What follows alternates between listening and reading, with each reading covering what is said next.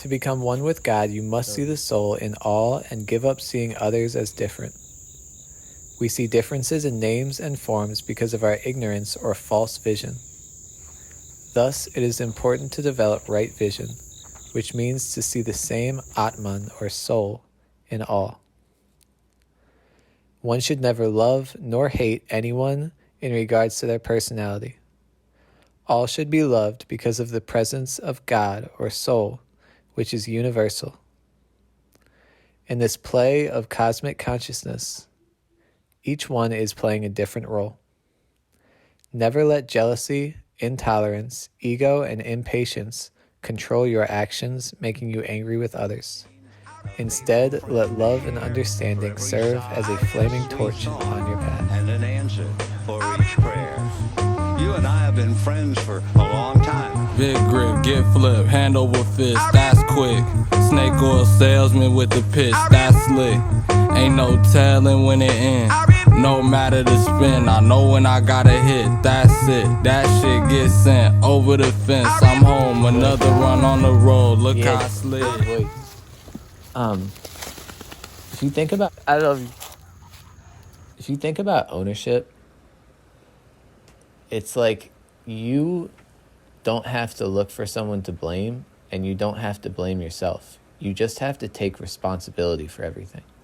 Nothing that happens in your life is because of other people. It's because of you. Nothing that happens inside of you, like your mind, your heart, all that, the way that you feel, getting hurt, being affected, being influenced, like you cannot look at the difficult things that you went through and that you're going through in life and say that other people are to blame, because then you're completely distracted, you're completely disconnected from what you should be focused on, which is moving forward, solving the problem, being present, figuring out how to be grateful in the storm. You know what I mean? Because that's how you're going to heal.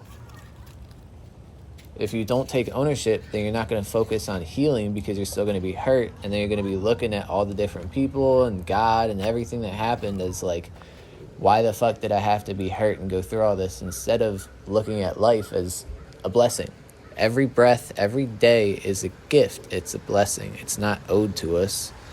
We're given our breath. We're given life. We're given every day. We're given the blessings that we have. And if we can't appreciate those, despite everything that we've been through, and despite the fact that the world isn't perfect and there's lots of terrible shit happening, if we can't take ownership for our own lives, then we can't be happy.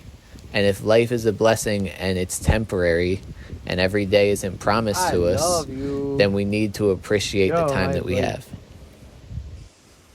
The fastest way to stop the stress response when it gets activated within you is to do a double inhale, pause, and then exhale out the mouth. So you inhale through the nose, inhale again, exhale out the mouth. Inhale through the nose, inhale through the nose, smile, relax, exhale out the mouth. Then what you do once you've started to calm down is count your breath and just encourage your exhale to be 1 or 2 seconds longer than your inhale. Exhale a little bit stronger and a little bit longer than you inhale. We should not try to escape our pain. We should look at it directly. Looking at suffering deeply, we will have deep insight into its nature, and the path of transformation and healing will present itself to us. Stress is described as the body's innate ability to self-preserve by sensing a threat and acting accordingly. Chronic stress, however, is detrimental to our long-term health, as well as our relationships with ourselves and others. When stressed, we're easily agitated, irritated, and short with other people, making it difficult to communicate and connect with others. Chronic stress interferes with our happiness and well-being, while putting us at risk for things like depression and anxiety. Sorrow, fear, and depression are all a kind of garbage. These bits of garbage are part of real life, and we must look deeply into their nature. You can practice in order to turn these bits of garbage into flowers. It is not only your love that is organic, your hate is too. So you should not throw anything out. All you have to do is learn how to transform your garbage into flowers. When sitting in quiet stillness, thoughts about the past and the future, boredom, agitation, pain and discomfort, joy about being focused, or frustration about our mind being restless and unfocused, and an impulse to get up and leave the practice are all completely normal. So a lot of the times when people try to sit still and focus on their breath, the mind starts to get really active, and then they immediately feel defeated and tell themselves that they can't meditate or they don't know how to do it, doesn't work for them, whatever. In practicing mindfulness, we can observe these experiences as they come and go, and we can learn to witness our automatic reactions to them. As we watch our reactions, we can also observe what happens when we try different options for how to respond. If you're sitting still and you start to feel some pain or discomfort in the body, you can say, "It's okay. Whatever it is, it's okay. Let me feel it." In the practice of Buddhism, we see that all mental formations, such as compassion, love, fear, sorrow, and despair, are organic in nature. We don't need to be afraid of them because transformation is possible. Just by having this deep insight into the organic nature of mental formations, you become a lot more solid, a lot calmer and more peaceful. With just a smile and mindful breathing, you can start to transform them. The spirit of life is in your breath. Like, people want to talk about, like, is God real? Is God not real? Think about the spirit of life. That's what, like, the Tao Te Ching talks all about, the Tao, the way. You meditate on it, you connect with it, and then it flows through you, and then you ride the wave. If you want to understand life, you got to focus on your breath. How can you love if you are not here? The fundamental condition for love is your own presence. In order to love, you must be here. That is certain. Fortunately, being here is not a difficult thing to accomplish. I love you. It is enough to breathe and let go of thinking or planning. Just come back to yourself, concentrate on your breath, and smile. You are here, body and mind together. You're my buddy. You're my buddy.